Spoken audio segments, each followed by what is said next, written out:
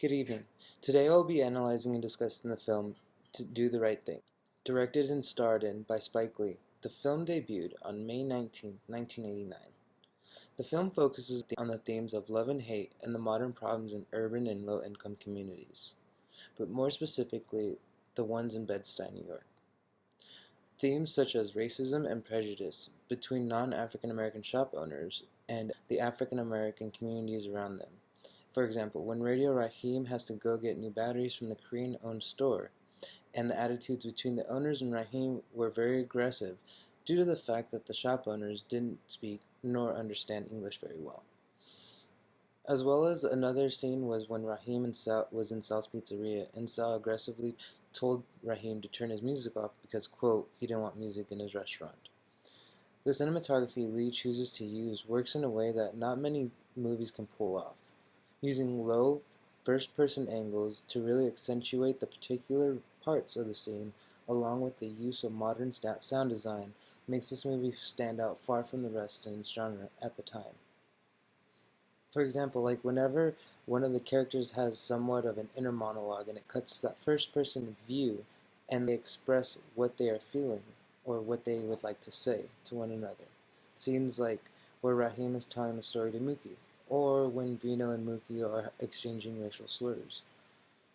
This brings my attention to a specific scene and character in the story. Radio Raheem. This tertiary character is one of the most important but probably least seen characters throughout the movie. Appearing maybe a handful of times, it's easy to miss him. The first scene we see Radio Raheem is walking down the street bumping Fight the Power by Public Enemy, coming across three men and a woman sitting on a stoop having a conversation. But his most important scene to me is not his death scene, but the scene where he's talking to Mookie about the constant fight between love and hate, and that love, not hate, always wins.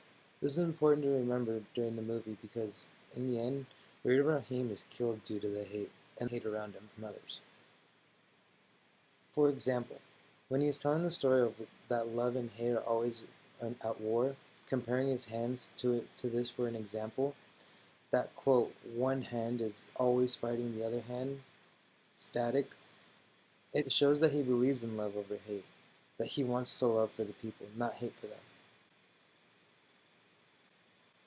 The purpose of Radio Raheem's character was to show the embodiment of the war between love and hate, and the choices we make should be made to better the world and not destroy it.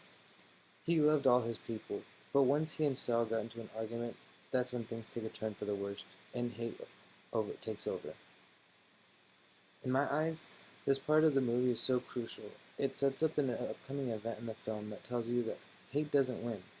You see, no one wins when there's hate. Trying to fight the love. You just lose, whether it's your business or your life. In Do the Right Thing, Radio Raheem is a symbol for the good and evil in the film, and sets a tone with his story to show that the movie is not just another ghetto film about the hood, but in fact shows the struggle that goes on in everyday life for those people in the community.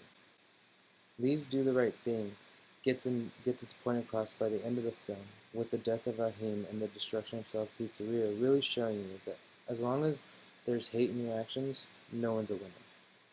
It pushes the viewer to feel in a different way and challenges you to pursue the love in your heart, not the hate. Spike's message, even by today's standards, still holds its weight with current problems going on in our world. We could learn a lot about what this film has to say. Thank you, and have a good night.